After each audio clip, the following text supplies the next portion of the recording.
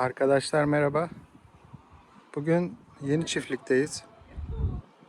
Yeni Çiftlik'te bir villa gezeceğiz. Yeni Çiftlik İstanbul'a 1 saat mesafede olan bir yer. Herkes şu anda İstanbul'daki fiyatlardan yakındığı için burayı çekmek istedim size.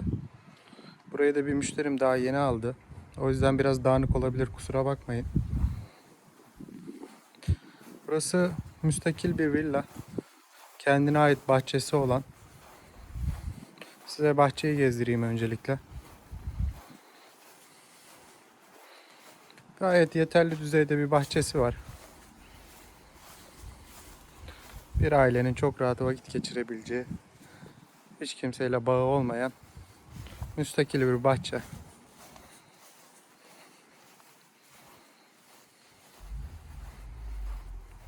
Villamızın bahçesi, dört tarafından itibaren bahçe geçiş yapabiliyorsunuz.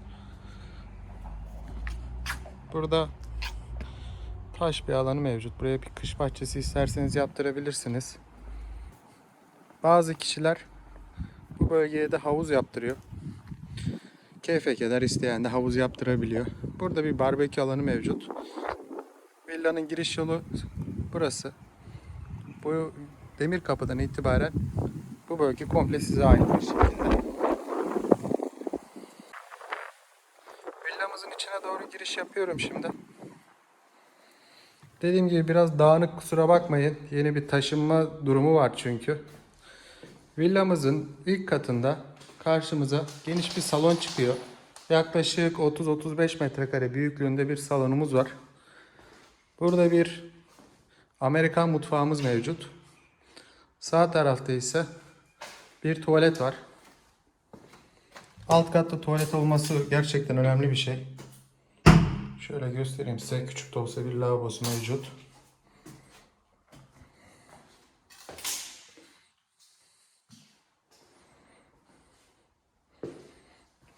Buradaki pencerede direkt bahçenize doğru bakıyor zaten.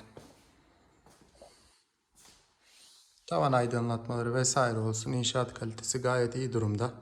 Parkere olsun, mutfak dolapları olsun.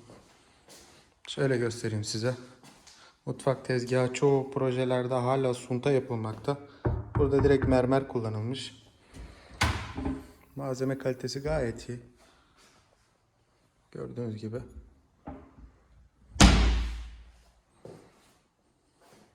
Orta kata geçiyorum. Orta katta görüşmek üzere. Orta kata doğru geçiş yapıyoruz.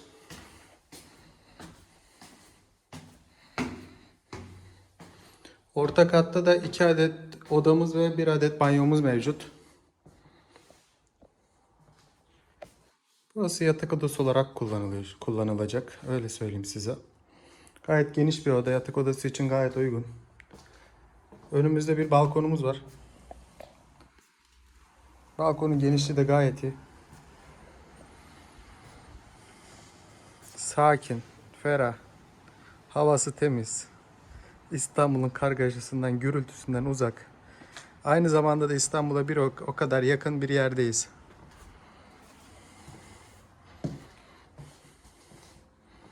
Diğer odaya geçiş yapıyorum. Burada bir odamız daha mevcut. Diğer odaya göre biraz daha küçük. Ama yine de büyüklüğü gayet yeterli düzeyde. Büyük bir dolap var. Tek kişilik yatak. Yanında şifon yeriyle beraber gayet hala kullanabilir alanı mevcut. Sağ tarafta ise bir banyomuz var. Alt katın aksine burası hem tuvalet hem banyo. Alt kat sadece tuvalet olarak yapılmış. Çamaşır makinesinin koyulma yeri. Ve burada duş yeri mevcut. Üst kata doğru geçiş yapacağım. Diğer videoda görüşürüz. Evet, villamızın 3. katı olan son katına çıkıyoruz arkadaşlar. Villamızın 3. katında ise yine 2 adet oda ve 1 adet banyo var. Orta kattaki odaya çok benzerlik gösteriyor. Bu katımızda da yine geniş bir odamız mevcut sol tarafta. Alt kattaki olduğu gibi. Yine kendine ait bir balkonu var. Burası balkondan biraz daha büyük bir teras gibi diyebiliriz buraya. Üstü kapalı. Cam balkonda yaptırırsanız eğer komple kapalı bir kış bahçesi tarzında kullanabilirsiniz burayı.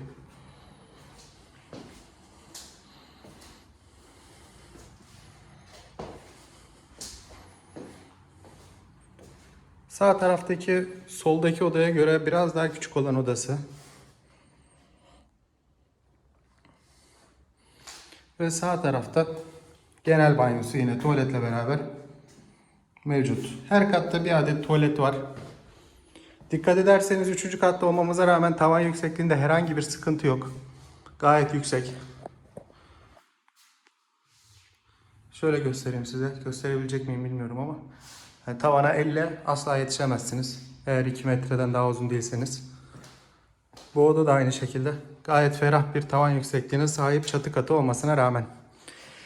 Şimdi birazdan size neden yeni çiftlikteyim, neden yeni çiftlik tercih edilebilir onun hakkında bilgi vereceğim. Tekrardan size manzarayı göstereyim. Yani neden insan buradan yer almalı? Onunla alakalı biraz konuşmak istiyorum. Katılır mısınız, katılmaz mısınız? Artık bununla alakalı da sizi yorumlara beklerim. Arkadaşlar merhaba tekrardan. Dediğim gibi bugün yeni çiftlikteyiz. Neden yeni çiftlik? Neden İstanbul'da yaşayanlar burayı tercih edebilir? Onun hakkında birkaç şey söylemek istiyorum size. Malum biliyorsunuz İstanbul'da artık yani 1+1 daire fiyatları neredeyse 2 milyon TL'den 1,5 milyon TL'den başlıyor. Hani bahsettiğim yerler size Esenyurt tarafı dahil, Esenyurt tarafında dahi şu anda 1+1 daire fiyatları 1 milyon TL civarında. Daire kiralamaya kalksanız kiralar olmuş yaklaşık 5000 TL civarında.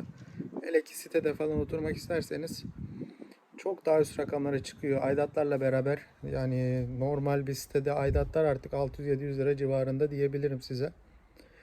Neden yeni çiftlik diyor sorarsanız şu an burada villalar. Burası müstakil bir villa. Müstakil villalar şu anda 2 milyon 200 bin TL, 2 milyon 300 bin TL, 2 milyon TL o civarlarda geziniyor. Bir de ikiz villalar var burada. İkiz villalar ise 1 milyon 500, 1 milyon 600 bin TL civarında. Buranın avantajı nedir? Buranın avantajı şudur. İstanbul Havalimanı'na yaklaşık 1 saat mesafede. 50-55 dakika, 1 saat. Hani sizin nasıl araç sürdüğünüze bağlı. İstanbul'a geçmek istiyorum derseniz yine 1 saat sonra İstanbul'dasınız. Şöyle örnek göstereyim size. Yani Beylikdüzü'nde oturduğunuzu varsayıyorum. Çünkü İstanbul'un içindeki kiralar yani şöyle söyleyeyim. Benim kardeşim İstinye Üniversitesi'ni kazandı. Tek başına evde yaşamak istiyor. Ama evlerin kiralarına baktık. Hani dedik Vadi İstanbul zaten çok pahalı. 1+1 daire kiraları 25 bin TL olmuş. Dedik ki kağıthane tarafına bakalım. Aşağı taraflara bakalım. Bakıyoruz. Yani en uygun daire 10 bin lira kirası. 1+1 dairenin.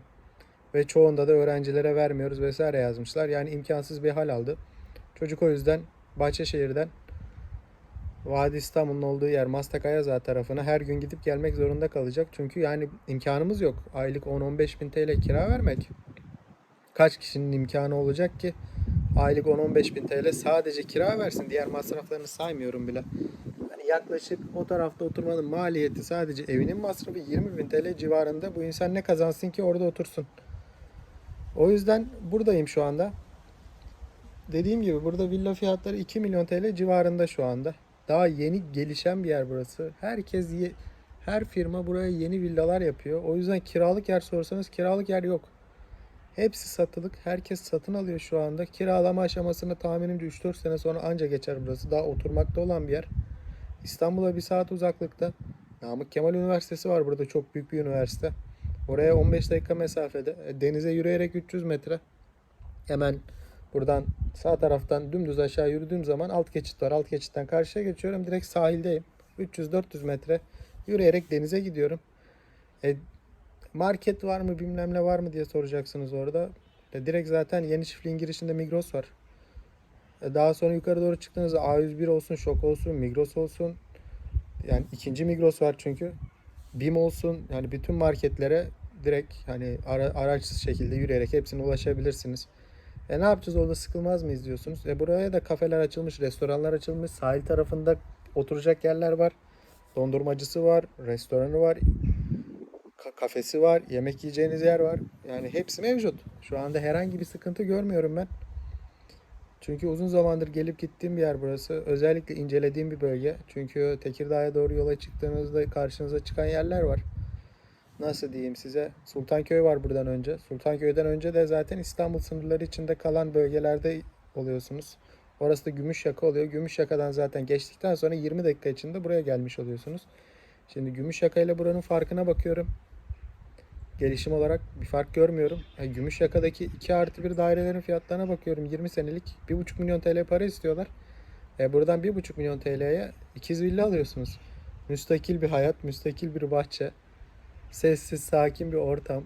Yani güvenlik olarak İstanbul'un içine göre 1000 kat daha güvenlikli bir yer. Biz buraya eşyalarımızı bıraktık.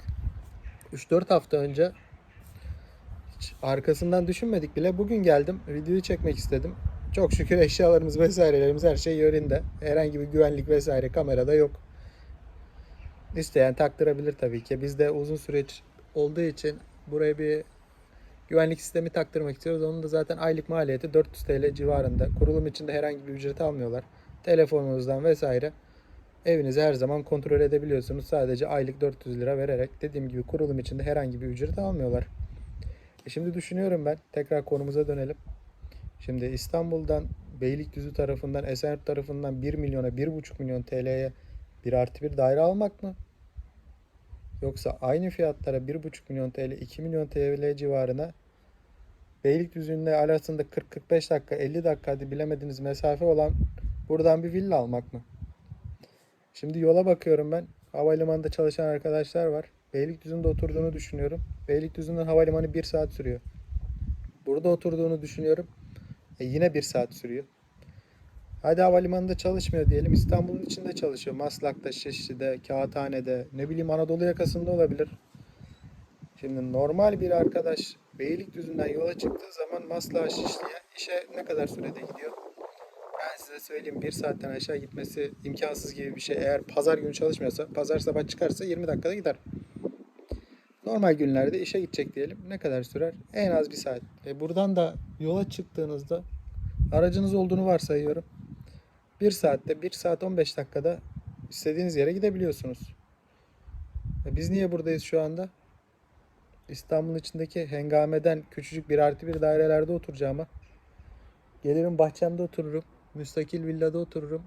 İstediğim zaman bahçemde barbekümde mangalımı yaparım. Yukarı çıkarım, kış bahçemde kahvemi içerim kışın. Dışarıya istersem kış bahçesi yaptırırım. Esenyurt'ta alacağım 1+1 daire konforunu düşünün. Burada alacağım villanın konforunu düşünün. Neredeyse aynı maliyetlere villa alabiliyorum. Neden o zaman Esenyurt'ta, Beylikdüzü'nde oturayım ya da Büyükçekmece'de oturayım? Büyükçekmece zaten İstanbul'un dışı varsayılan bir yerde. Şu konuya da gelelim. Bundan 10 sene öncesine kadar Mahmut Bey gişelerinin olduğu yerin sonrası İstanbul olarak geçmiyordu. İstanbul sürekli büyüyor. Şimdi Esenyurt gişeleri geçtikten sonra onlarca siteler var. Görüyorsunuzdur. Mahmut Bey'i geçtim. Daha sonraki Esenyurt gişelerden bahsediyorum size. Esenyurt gişeleri geçiyorsunuz. Yolun sağ tarafı komple yeni yapılmış emlak konutun projeleriyle dolu. Ki zaten o tarafta havalimanı güzergahı olduğu için o şekilde gelişmeye devam ediyor. Sol tarafa siteler yapılmıyor çünkü sol tarafta fabrika bölgesi, sanayi siteleri var.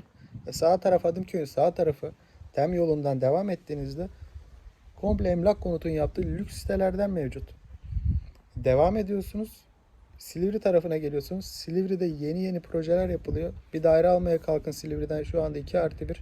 Projeye gidin, satış ofislerine sorun. 2 milyon TL, 1,5 milyon TL, 3 milyon TL. O çeşitli rakamlar veriyorlar. İyi, ben kirada oturayım deseniz Silivri'de dahi şu an iyi bir sitede oturayım, havuz olsun vesaire olsun derseniz 8-9 bin lira kira vermeniz gerekli. Yani bana burası mantıklı geliyor. O yüzden bu videoyu çekmek istedim sizinle. Dediğim gibi 2 milyon liraya 1+1 daire mi?